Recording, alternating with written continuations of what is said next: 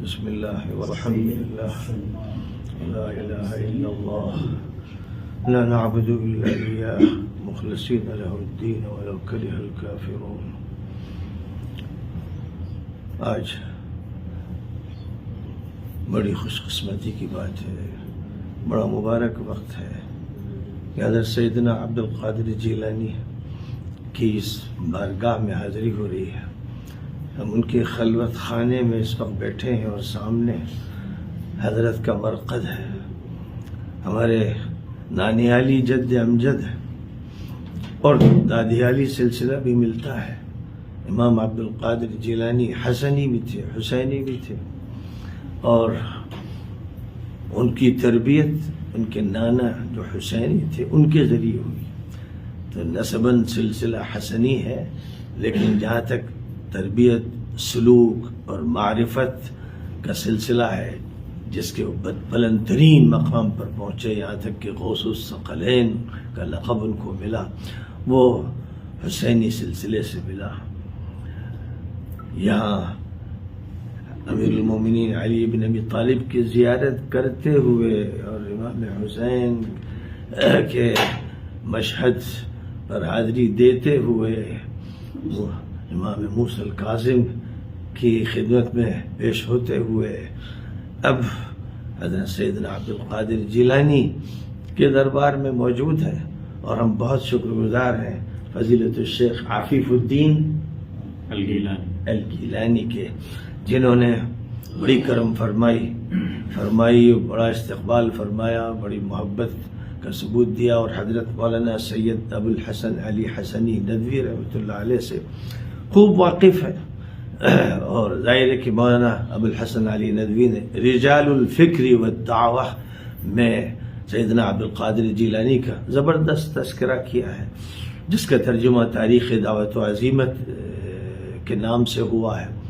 اور پہلی جلد میں سیدنا عبد القادر جیلانی کا تذکرہ ہے، جس میں فرمایا گیا کہ 5ویں صدی کے اواخر سے 6ٹی صدی کے نصف تک کا ان کا جو دور رہا، 90 سال کی عمر پائی. اور اس میں کوئی شک نہیں کہ بغداد میں دھوم مچ گئی. بغداد کا حال یہ تھا کہ جو خلفاء تھے، عمراء تھے، کبراء تھے، وہ خادمانہ حاضر ہوتے تھے. ارادت کی کیفیت کے ساتھ اور ارادت کی نیت کے ساتھ وہ سیدنا عبد القادر جیلانی کی مجلسوں میں شریک ہوتے تھے. اور سیدنا عبد القادر جیلانی کا حال یہ تھا کہ وہ ظلم اور ذاتی اور کفر اور ہر غلط کام کے خلاف ننگی تلوار تھے. ان کی تقریروں میں وہ رنگ تھا جو امیر المومنین علیہ السلام کی نہج البلاغہ کا رنگ تھا. وہ رنگ سیدنا عبد القادر جیلانی میں تھا کہ بڑے بڑے خلفاء عمراء ڈرتے تھے اور وہ کھل کر تنقید کرتے تھے. اللہ تعالیٰ نے ان کے اندر توحید کی ایسی طاقت داخل کر دی تھی کہ جیسے ہر وقت اللہ تعالیٰ سے رابطہ ہے. اور اس رابطے کی کیفیت میں جو بات کرتے تھے، خود انہوں نے ایک موقع پر کہا کہ میں کوئی فخر نہیں کرتا، لیکن اللہ تعالیٰ نے میرے ہاتھ پر ہزاروں یہودیوں اور عیسائیوں کو اسلام لانے کی توفیق عطا فرمائی، اور پورا بغداد جن کے ہاتھ پر طائب ہوا، کوئی شک نہیں کہ سیدنا عبد القادر جیلانی رحمۃ اللہ علیہ تھے.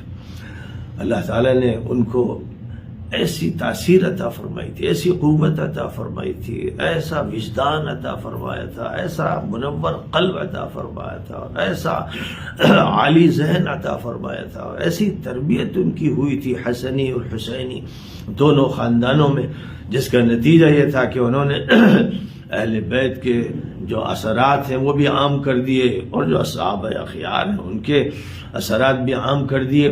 تو اللہ تعالیٰ نے حضرت سیدنا عبد القادر جیلانی سے بہت بڑا کام لیا ہے. جن لوگوں نے ان کی تاریخ، ان کی سیرت نہ پڑھی ہو، میں یہ مشورہ دوں گا کہ تاریخ دعوت و عزیمت کی پہلی جلد میں وہ سیدنا عبد القادر جیلانی کے حالات پڑھ لیں. بہرحال میں ظاہر ہے کہ اللہ کا کتنا شکر ادا کروں، وہ جس حقیر کو اور عاجز کو یہ موقع عنایت فرمایا کہ میں آج ان کے حاضر ہوں. میں ان کو سلام کر رہا ہوں، یقین رکھتا ہوں حضور کی حدیث کی بنیاد پر کہ وہ جواب دے رہے ہیں، اور جب وہ جواب دے رہے ہیں تو میرا وجود اور ان کی روح دونوں کی ملاقات ہو رہی ہے۔ یہ اللہ تعالیٰ نے انتظام فرمایا ہے کہ جس بندے کے پاس جاؤ گے سلام کرو گے، اللہ سیکنڈوں کے بھی لاکھویں حصے میں اس کی روح کو واپس کر دے گا اور روح کی روح سے ملاقات ہوگی۔ اور یہ وہ ہے جو خلوت خانہ ہے، یعنی یہ وہ جگہ ہے جہاں سیدنا عبد القادر جیلانی اللہ سے گفتگو کرتے تھے، نبی پاک علیہ الصلوۃ والسلام کی سنت پر رات و دن عمل کرتے تھے، تلاوت کرتے تھے، نمازیں پڑھتے تھے، دعا کرتے تھے، عبادت کرتے تھے۔ یہ وہ خلوت تھی جس سے باہر کی جلوت تھی، یہ وہ خلوت خانہ تھا جس نے پورے بغداد میں ہلچل مچا دی تھی، اور پھر صرف بغداد نہیں، پورے عراق میں، پھر صرف عراق نہیں، دنیا کا کوئی خطہ ایسا نہیں ہے۔ میں مراکش بھی گیا ہوں اور انڈونیشیا بھی گیا ہوں، الجزائر بھی گیا ہوں اور ملیشیا بھی گیا ہوں، افریقہ بھی گیا ہوں اور یورپ بھی گیا ہوں۔ میں گواہی دیتا ہوں کہ ہر جگہ سیدنا عبد القادر جیلانی کے اثرات ہیں، ہر جگہ ان کو ماننے والے ہیں، ہر جگہ ان کی عظمت اور جلالت شان، ان کی رفت اور ان کی تاثیر، ان کی اصلاحات کو تسلیم کرنے والے لوگ ہیں۔ اور وہ شخصیت ایسی شخصیت ہے کہ جس پر سب کا اتفاق ہے۔ بہرحال ہمارا جو سلسلہ ہے روحانی وہ بھی حضرت سیدنا عبد القادر جیلانی سے ملتا ہے۔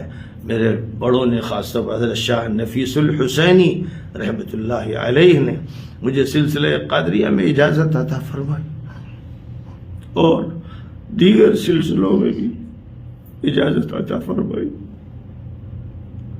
اس موقع پر اپنے نانا مولانا ابو الحسن علی حسنی ندوی کو بھی یاد کر رہا ہوں، انہوں نے بھی مجھے ان سلسلوں سے مربوط کر دیا، اور پھر اپنے حضرت شاہ نفیس الحسینی صاحب کو بھی یاد کر رہا ہوں۔